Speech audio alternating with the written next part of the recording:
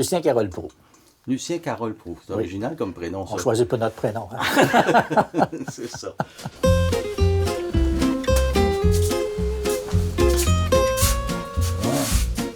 Et ça, qu'est-ce que c'est? Ça, c'est l'être et le paraître. Ah. Ce qu'on montre aux autres, c'est une partie qu'on croit ce que l'on est. Puis en arrière, ben, c'est l'être. Et c'est comme des planches de construction, c'est parce que l'être il est toujours en construction. J'ai étudié en technique de présentation.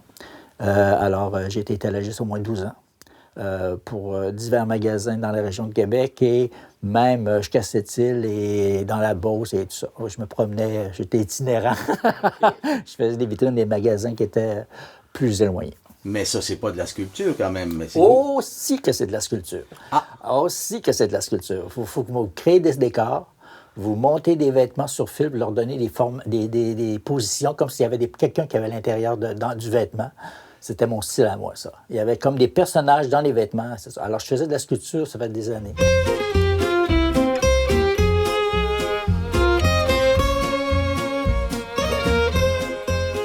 Et à un moment donné, dû des problèmes de dos, ben, je me suis recyclé en informatique. Puis de l'informatique, je suis devenu formateur pour les usagers. Et ensuite, j'ai travaillé pour une compagnie qui faisait de la ressource humaine. Et en fin de compte, ben, la retraite est arrivée. Dans mon rêve, ben, c'était de revenir à Portneuf, à Saint-Raymond, où j'avais passé une partie de mon enfance l'été. Alors, j'ai resté 6 ans à Saint-Raymond. Puis là, je me disais tout le temps, je vais faire de la sculpture sur bois, je vais faire de la sculpture sur bois.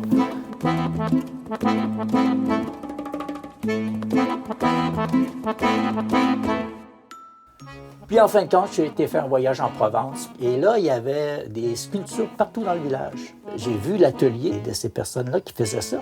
Je suis rentré et là, c'était le coup de poing dans le front. Là, j'ai dit, OK, là, j'y vais. Okay. Et en revenant, c'était en 2018, et en revenant, j'ai cherché quelqu'un qui pourrait m'enseigner la sculpture sur bois. Et je suis tombé sur Fabien Pagé, le sculpteur. Fabien Pagé est assez renommé. C'est lui qui a fait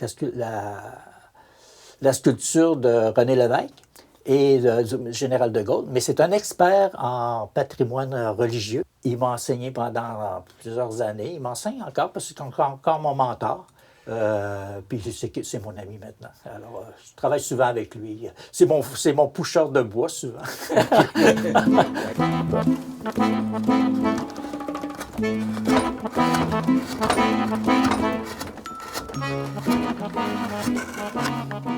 Moi, mon expression, c'est souvent de dénoncer quelque chose. Ah. Toujours par un symbole ou quelque chose. Comme ici, avec tous les bruits qu'on entend, ben c'est bon de revenir sur soi.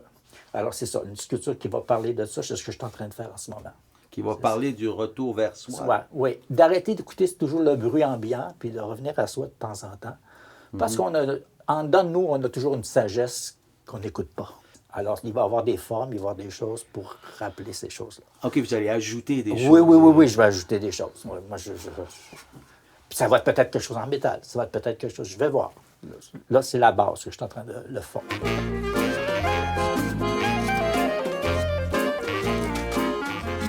Des fois, je peux faire des choses drôles, comme ça ici. Mais par contre, il y a une dénonciation là. C'est 3 personnes âgées avec un requin en bas. C'est souvent les arnaqueurs maintenant, ce sont leurs principales victimes. L'arnaqueur, il va regarder vers une victime, puis après, quand il a fini, il va en voir une autre. Hein? Alors, c'est ça l'idée. Aujourd'hui, on est super branché dans n'importe quel Internet, tout ça. Il y a toutes sortes de choses qui nous branchent, à laquelle on est branché. Mais ça déforme notre humanité, des fois.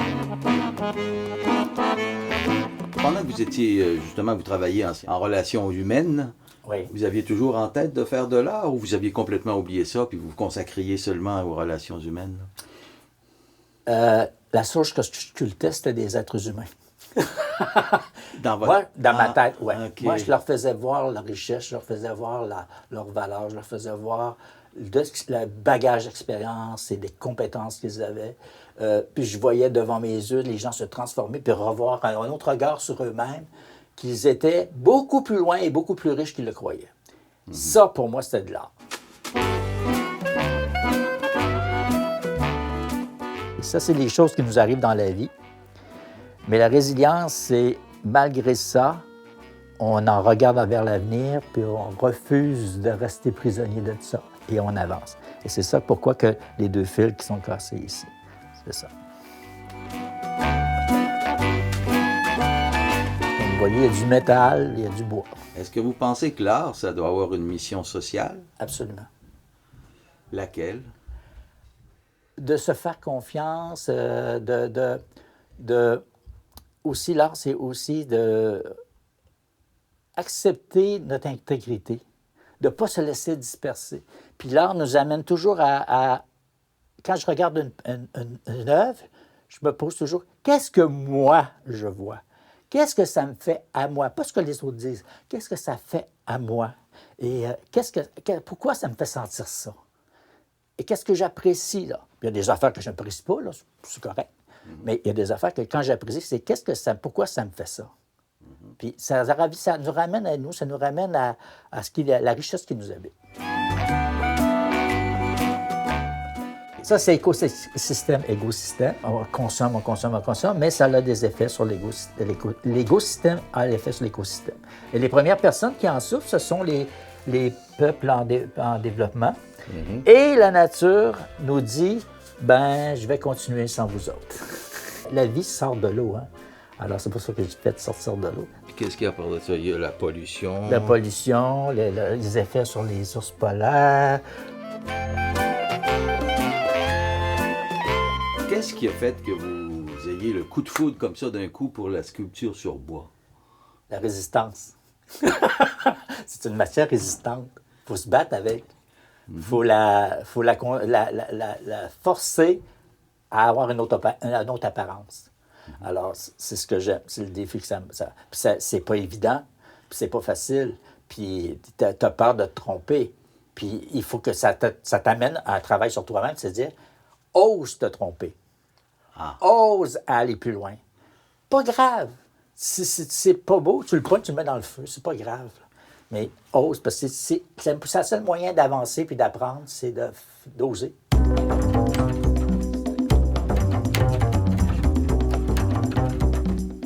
Ça, c'est de l'épinette. Un morceau d'épinette que quelqu'un m'a donné, qu'il y avait dans son garage. Et je ne sais pas quoi faire avec ça. Ça représente tous les artistes qu'on oublie. Vous assistez dans un spectacle de jazz. Qui se souvient du bassiste?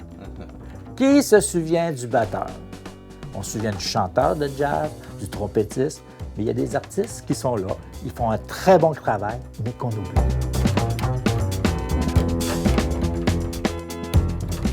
Et est-ce que les gens, quand ils vont voir vos expositions, vous parlent des sujets que vous avez voulu dénoncer, là? Beaucoup. Généralement, il reste plus à ma place que les autres expositions. C'est parce que moi, j'explique beaucoup.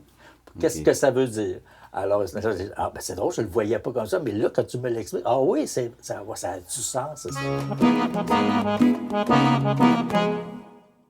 Nous, on a un filtre dans la vie. On filtre les choses selon ce que l'on est, nos expériences, nos perceptions, nos connaissances. Et alors, c'est ça. Là, c'est le cadre qu'on transporte pour filtrer tout ce qui arrive. Et des fois, ça peut être l'entraide, des fois, c'est le rejet des personnes différentes, la religion qui nous habite toujours, même si on n'est plus pratiquant, sauver la planète, le rejet des peuples autochtones. Trump, avec son argent, qui a beaucoup poursuivi les personnes autochtones à cause des casinos. Et bien aussi, des fois, dans notre cadre, on fait un petit peu de ménage, on se débarrasse de ce qui ne fait plus notre affaire, puis ça finit à la fin de notre vie, comme tout le monde. Ouais. Bon. Ouais, c'est ça.